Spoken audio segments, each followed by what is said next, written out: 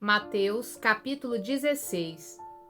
Os fariseus e saduceus vieram pôr Jesus à prova, exigindo que lhes mostrasse um sinal do céu.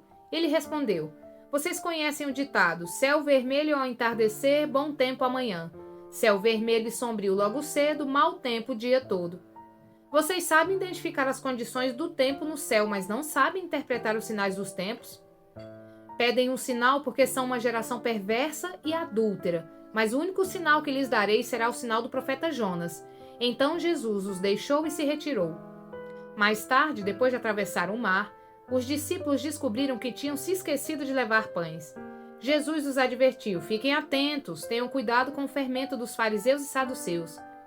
Os discípulos começaram a discutir entre si porque não tinham trazido pão. Ao tomar conhecimento do que falavam, Jesus disse: Como é pequena a sua fé, por que vocês discutem entre si sobre a falta de pão? Ainda não entenderam? Não se lembram dos 5 pães para os 5.000 e dos cestos de sobras que recolheram? Nem dos 7 pães para os 4.000 e dos cestos grandes de sobras que recolheram? Como não conseguem entender que não estou falando de pão? Repito, tenham cuidado com o fermento dos fariseus e saduceus. Finalmente entenderam que ele não se referia ao fermento do pão, mas ao ensino dos fariseus e saduceus. Quando Jesus chegou à região de Cesareia de Filipe, perguntou a seus discípulos: Quem as pessoas dizem que o Filho do Homem é? Eles responderam: Alguns dizem que o Senhor é João Batista, outros dizem que é Elias, e outros ainda que é Jeremias ou um dos profetas. E vocês? Perguntou ele. Quem vocês dizem que eu sou? Simão Pedro respondeu: O Senhor é o Cristo, o Filho do Deus vivo. Jesus disse: Que grande privilégio você teve, Simão, filho de João. Foi meu Pai no céu quem lhe revelou isso. Nenhum ser humano saberia por si só. Agora eu lhe digo que você é Pedro, e sobre esta pedra edificarei minha igreja, e as forças da morte não a conquistarão. Eu lhes darei a chave do reino dos céus. O que você ligar na terra terá sido ligado no céu, e o que você desligar na terra terá sido desligado no céu. Então ele advertiu a seus discípulos que não dissessem a ninguém que ele era o Cristo. Daquele momento em diante, Jesus começou a falar claramente a seus discípulos que era necessário que ele fosse a Jerusalém e sofresse muitas coisas terríveis nas mãos dos líderes do povo, dos principais sacerdotes e dos mestres da lei. Seria morto, mas no 3º dia ressuscitaria. Pedro o chamou de lado e começou a repreendê-lo por dizer tais coisas.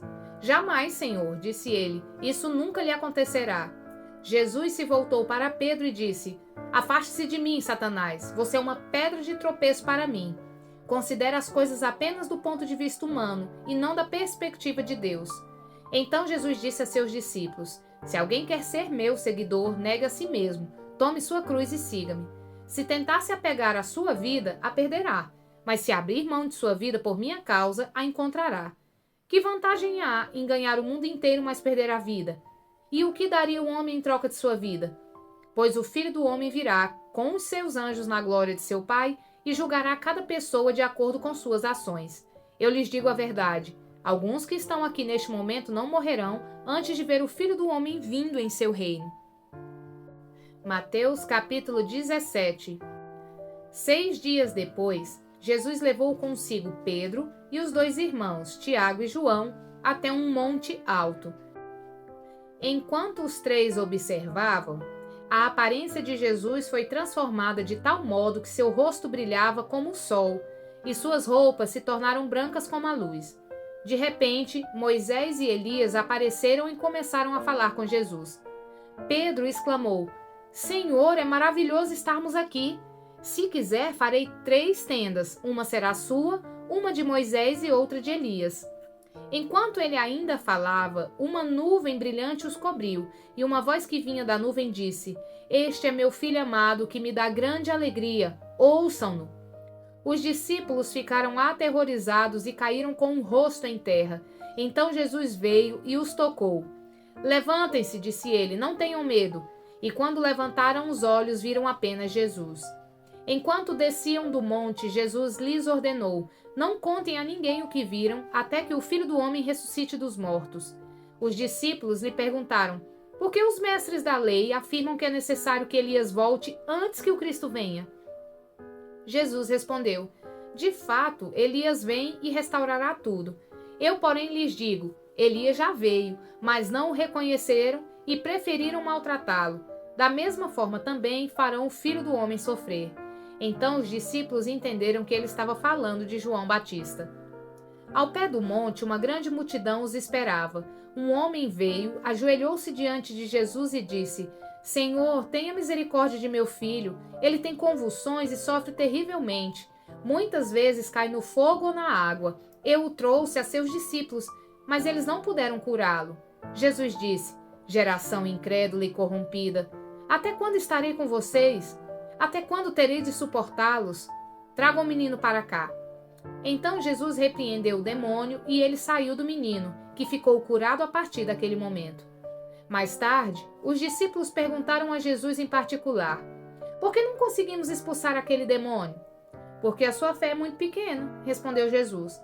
Eu lhes digo a verdade: se tivessem fé, ainda que do tamanho de uma semente de mostarda, poderiam dizer a este monte: mova-se daqui para lá, e ele se moveria. Nada seria impossível para vocês. Mas essa espécie não sai senão com oração e jejum.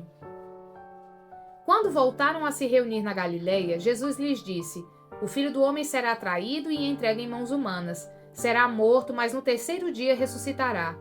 E os discípulos se encheram de tristeza. Quando Jesus e seus discípulos chegaram a Cafarnaum, os cobradores do imposto do templo abordaram Pedro e lhe perguntaram: seu mestre não paga o imposto do templo? Sim, paga, respondeu Pedro. Em seguida entrou em casa. Antes que ele tivesse oportunidade de falar, Jesus perguntou: o que você acha, Simão? O que os reis costumam fazer? Cobram impostos de seu povo ou dos povos conquistados? Cobram dos povos conquistados, respondeu Pedro. Pois bem, disse Jesus, os cidadãos estão isentos. Mas como não queremos que se ofendam, desça até o mar e jogue um anzol. Abra a boca do primeiro peixe que pegar e ali encontrará uma moeda de prata. Pegue-a e use-a para pagar os impostos por nós dois. Mateus capítulo 18. Nessa ocasião, os discípulos vieram a Jesus e perguntaram: afinal, quem é o maior no reino dos céus? Então Jesus chamou uma criança pequena e a colocou no meio deles. Em seguida disse: eu lhes digo a verdade, a menos que vocês se convertam e se tornem como crianças, jamais entrarão no reino dos céus.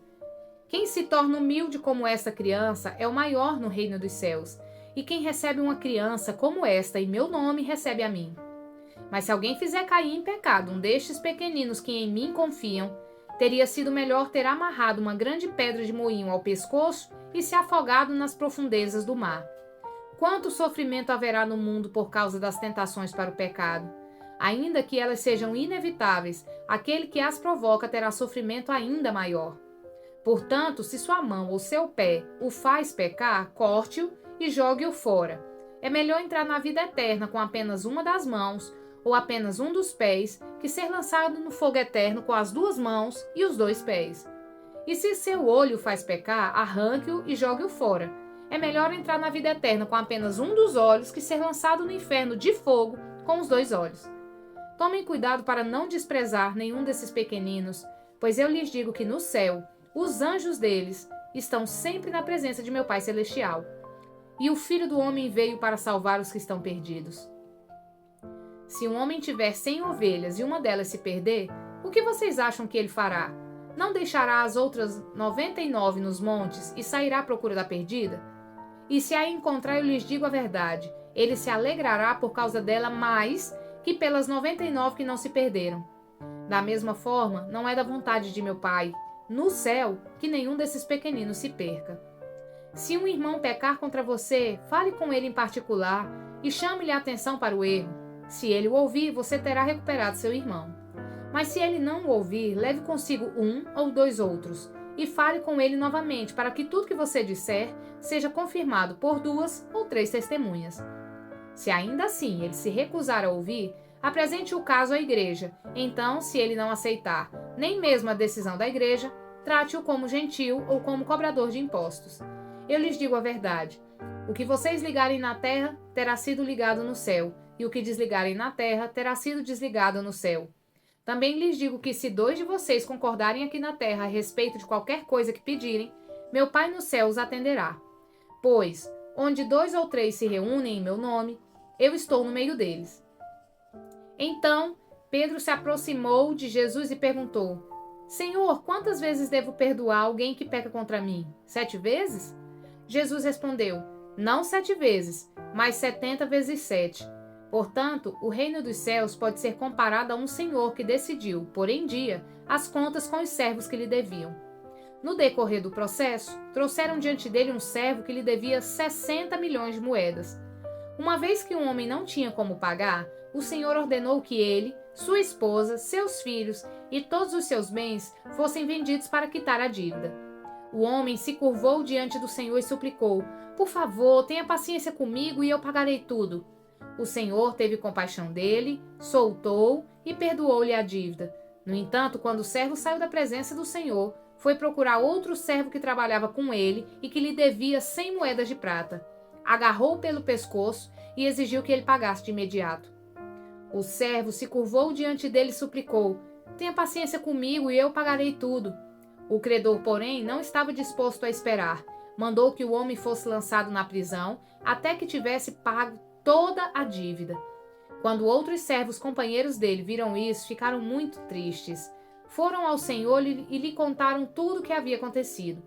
Então o Senhor chamou o homem cuja dívida ele havia perdoado e disse: Servo mau, eu perdoei sua imensa dívida porque você me implorou. Acaso não devia ter misericórdia de seu companheiro como tive misericórdia de você? E, irado, o Senhor mandou o homem à prisão para ser torturado até que lhe pagasse toda a dívida. Assim também meu Pai Celestial fará com vocês, caso se recusem a perdoar de coração a seus irmãos. Mateus, capítulo 19. Quando Jesus terminou de dizer essas coisas, deixou a Galileia e foi para a região da Judeia, a leste do Rio Jordão. Grandes multidões o seguiram e ele curou os enfermos. Alguns fariseus apareceram e tentaram apanhar Jesus numa armadilha, perguntando: Deve-se permitir que um homem se divorcie de sua mulher por qualquer motivo? Vocês não leram as Escrituras? Respondeu Jesus. Elas registram que desde o princípio o Criador os fez homem e mulher. E disse: Por isso o homem deixa pai e mãe e se une à sua mulher, e os dois se tornam um só. Uma vez que já não são dois, mas um só, que ninguém separe o que Deus uniu. Eles perguntaram: Então por que Moisés disse na lei que o homem poderia dar à esposa um certificado de divórcio e mandá-la embora? Jesus respondeu: Moisés permitiu o divórcio apenas como concessão, pois o coração de vocês é duro, mas não era esse o propósito original. Eu lhes digo o seguinte: quem se divorciar de sua esposa, o que só poderá fazer em caso de imoralidade se casar com outra, cometerá adultério. Os discípulos de Jesus disseram: Se essa é a condição do homem em relação à sua mulher, é melhor não casar.